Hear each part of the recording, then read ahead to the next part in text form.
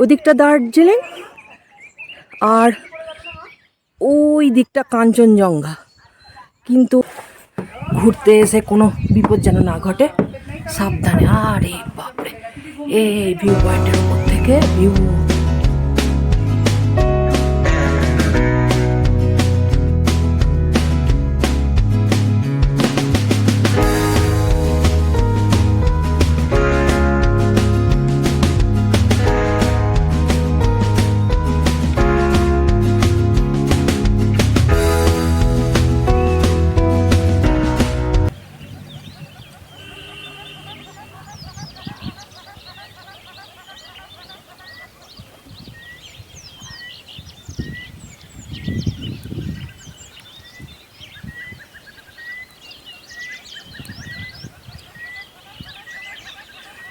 ওই দিকটা দার্জিলিং শহর।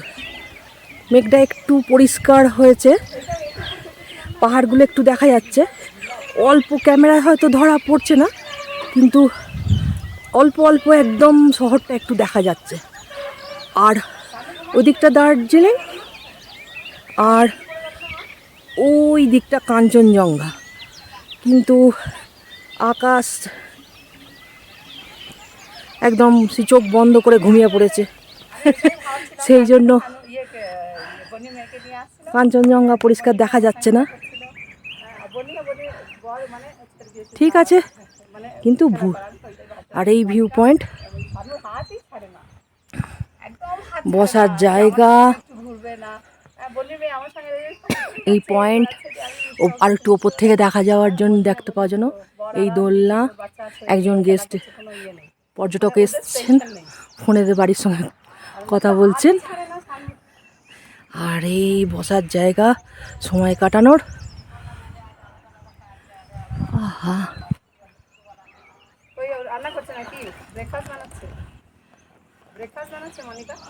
মনোরম পরিবেশ। ওফ, স্নিগ্ধ। ওই দার্জিলিং।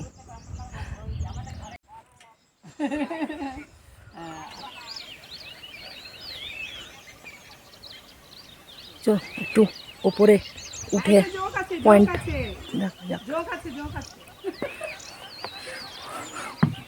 উনিও ফোনেতে বাড়ির লোককে বলছেন যে এখানে জোঁক আছে। সাবধানে আসা, ঘুরতে এসে কোনো বিপদ যেন না ঘটে, সাবধানে। আরে বাপরে, এই ভিউ পয়েন্টের উপর থেকে ভিউ।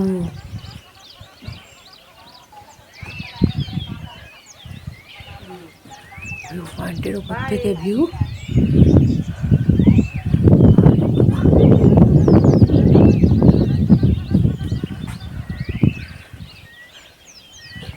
কাঞ্চনজঙ্ঘা দেখতে না পেলে কি হবে, কিন্তু বৃষ্টি পড়ে গাছপালা জঙ্গল যেরকম পরিষ্কার হয়ে যায়, সুন্দর সবুজে সবুজ, সবুজ প্রকৃতি মাত্র বর্ষাকালেই উপভোগ করা খুবই ভাল লাগে। ওকে,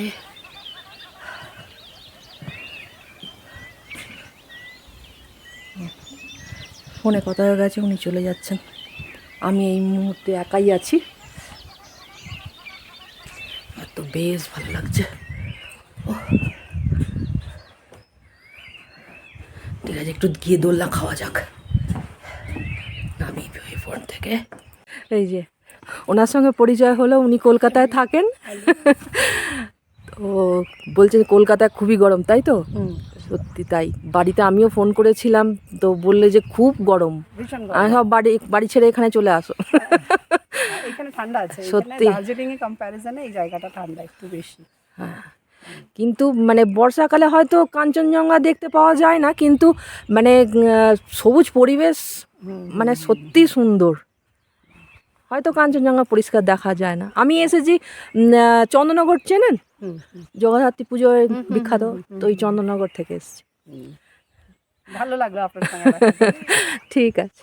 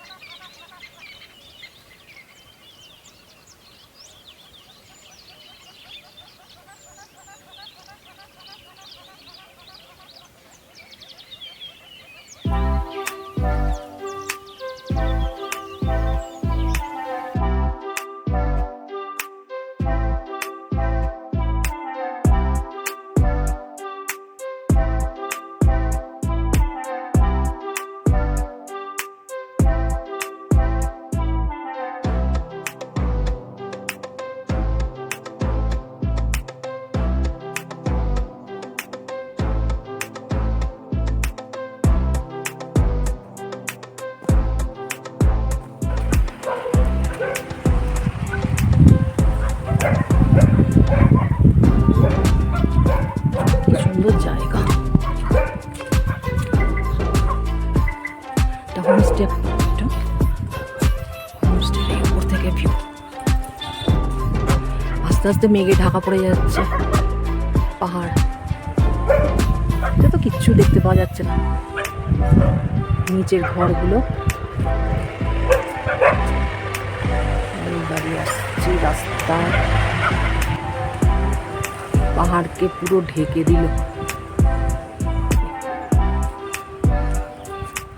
হোমস্টের সামনে দেখুন কি সুন্দর ফুল দিয়ে সাজিয়েছে।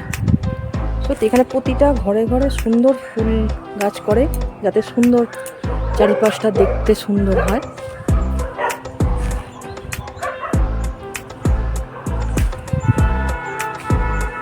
ওই রাস্তা দিয়ে আমি হেঁটে এলাম পাইন ফরেস্টের ভিউ পয়েন্টটা থেকে নামবার পথে।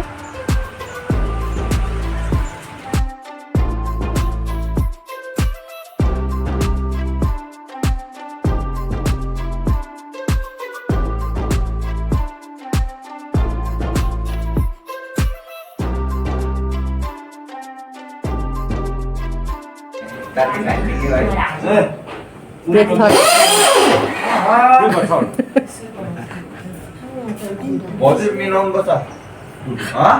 Breakfast time.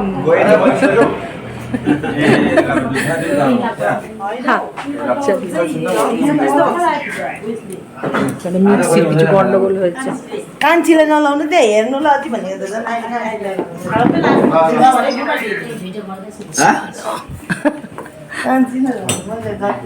গরম গরম লুচি আর আলুর তরকারি, ঝাল ঝাল আচার পাওয়া যাবে না? ঝাল ঝাল আচার, ঝাল ঝাল আচার।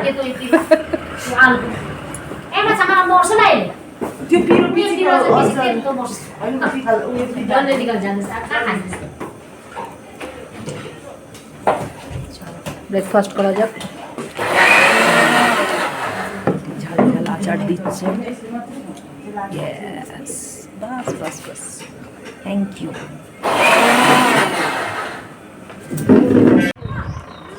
এই হচ্ছে সালাখা হোমস্টে। এখান থেকে এই দিকের রাস্তাটা চলে যাচ্ছে, আর একটা ভিউ পয়েন্ট আছে এখানে, বলছে কি হেরিটেজ বাংলো আছে।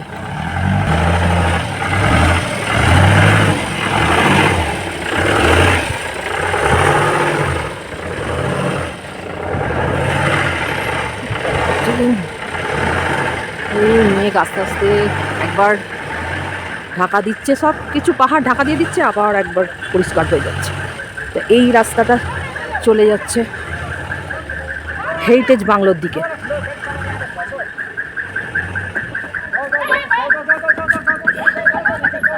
উপরে হোমস্টে।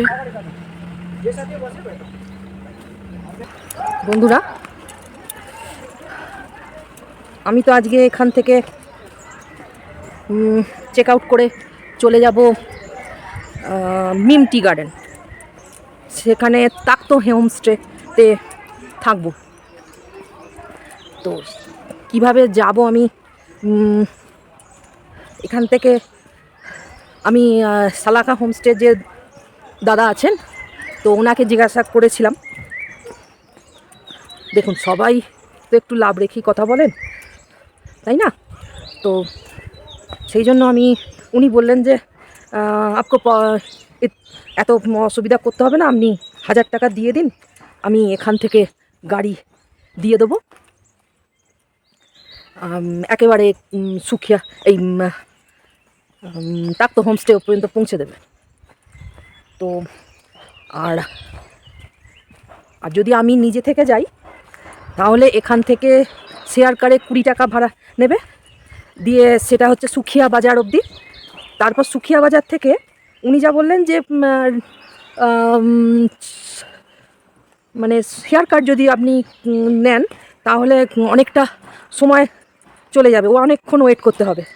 তো সুখিয়া বাজার থেকে যদি আপনি কোনো গাড়ি রিজার্ভ করে নেন, ওই 500 থেকে 800-র মধ্যে নাকি নেবে।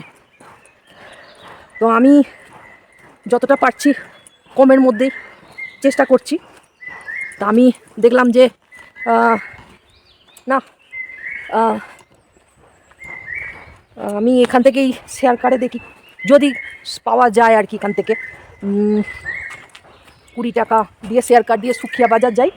সুখিয়া বাজার থেকে তারপর ওখান থেকে শেয়ার কার্ড একটু ওয়েট করবো শেয়ার কার্ডের জন্য, যদি পেয়ে যাই। যেরকম ঘুম থেকে আসার সময় পেয়ে গেছিলাম, ওয়েট করে খানিকটা ওয়েট করতেই সঙ্গে সঙ্গে 5-7 মিনিট ওয়েট করার পরেই আমি পেয়ে গিয়েছিলাম। তো এখানেও দেখবো সুখিয়া বাজারে যদি ওয়েট করে খানিকটা যদি পেয়ে যাই তো ভালো, তাহলে হয়তো বোধহয় ওটা শেয়ার কার্ডে এ ঠিক কতটা নেয় আমি ঠিক জানি না, তবুও দেখবো। রিজার্ভের থেকে তো কম নেবে, আর যদি না পাই শেয়ার কার্ড তো বাধ্য হয়েই রিজার্ভ করতে হবে।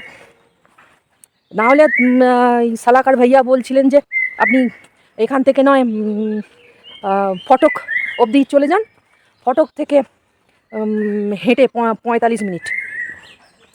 তাক্তো হোমস্টে নিচে আছে, নিচের দিকে। তো কি সুন্দর পাখি ডাকছে।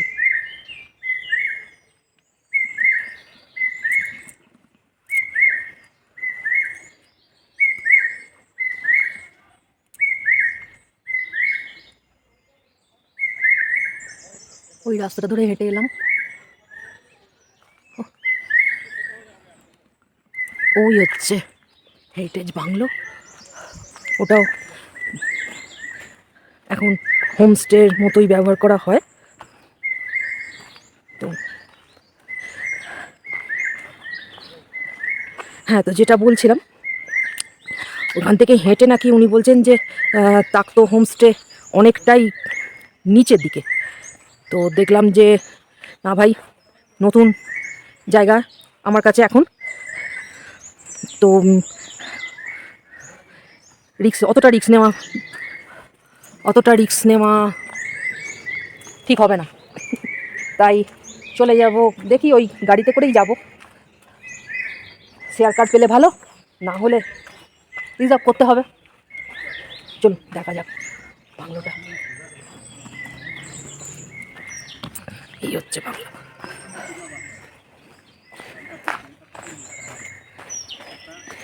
এই বাংলোর দেখি ফোন নাম্বার যদি পাই তাহলে দিয়ে দিতে পারবো।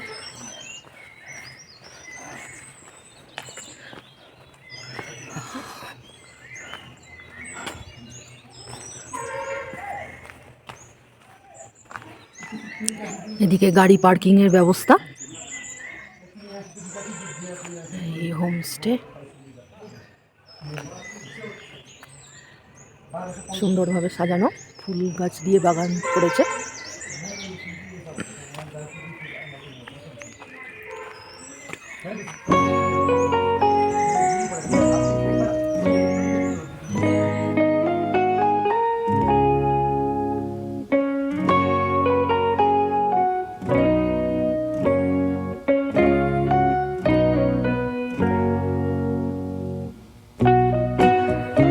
আজকে চেক আউট করার দিন,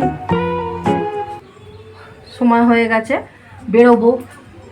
তো একদম শিলিগুড়ি থেকে লেপচাজগৎ ট্যুর এখানেই শেষ। আবার দেখা হবে পরের ভিডিওয়ে, সেটা হবে এখান থেকে লেপচাজগৎ থেকে মিম টি গার্ডেন। ঠিক আছে, দেখা যাক। আবার বৃষ্টি শুরু হয়ে গেছে, কি করে যাবো জানি না, দেখা যাক। ঠিক আছে, বাইরে রাস্তায় বেরোলে তো প্রতিকূলতার সম্মুখীন হতেই হবে, তাই না? পাহাড়ে এসছি, এতটুকু তো এই যে বৃষ্টি ভেজা।